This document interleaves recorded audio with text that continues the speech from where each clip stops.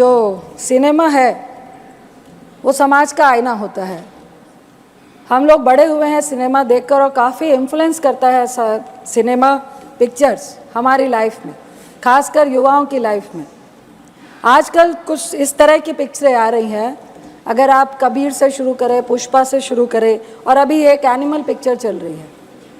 मैं आपको कह नहीं पाऊँगी कि मेरे बेटी के साथ भी बहुत सारी बच्चियाँ थी जो कॉलेज में पढ़ती हैं, सेकेंड ईयर में पढ़ती हैं।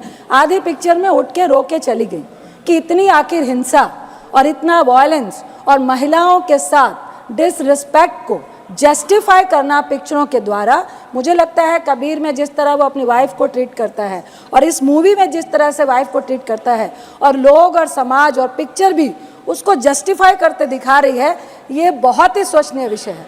दूसरा, युवाओं पे सभापति जी बहुत सारे ऐसे एग्जाम्पल्स हैं कि इन पिक्चरों का, इन वायलेंस का और गलत नेगेटिव रोल को हीरो की तरह पेश करने में हमारे आज के खासकर 11वीं और 12वीं के बच्चे इनको रोल मॉडल मानने लगे हैं। कई इस तरह की हिंसा हमें समाज में देखने को मिल रही है, जो एग्जाम्पल और जो उदाहरण वो पिक्चरों से लेकर आते हैं।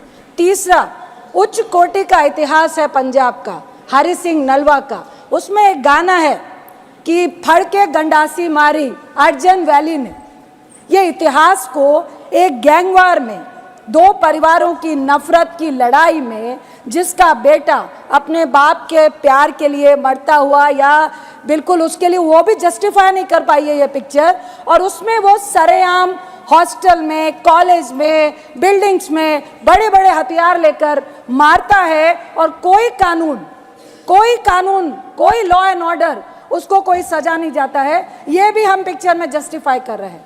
जहाँ तक अर्जन वैली का सवाल है सभापति जी, हरि सिंह नलवा जो कमांडर इन चीफ थे सिख फौज के, जिन्होंने मुगलों के खिलाफ, जिन्होंने अंग्रेजों के खिलाफ उनकी बढ़ती हुई सत्ता को रोकने के लिए लड़ाई लड़ी थी, उनका बेटा था अर्जन सिंह नलवा, जो पाकिस्तान के गुजरात से, वो जब पूरा इंडिया हमारा एक साथ था और उन्होंने कई मुसलमानों को 1947 में बचाने का काम किया था।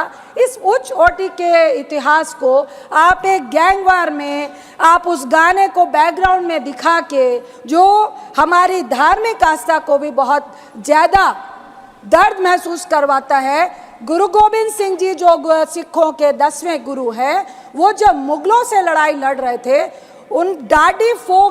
एक डाडी फोक होता है जिसके तहत आप एक फोक सॉन्ग के तहत अपनी फौज को जोश पैदा करते हैं। सर, मेरा एक ही सवाल है, 30 सेकंड माइक ऑन कीजिए please. Sir, thank you sir. Sensor board ऐसी पिक्चरों को बढ़ावा कैसे दे रहा है और किस तरह से ऐसी पिक्चरें पास होके आती हैं जो हमारे समाज के लिए बीमारी है? ऐसी पिक्चरों का कोई भी स्थान हमारे समाज में नहीं होना चाहिए। बहुत बहुत धन्यवाद।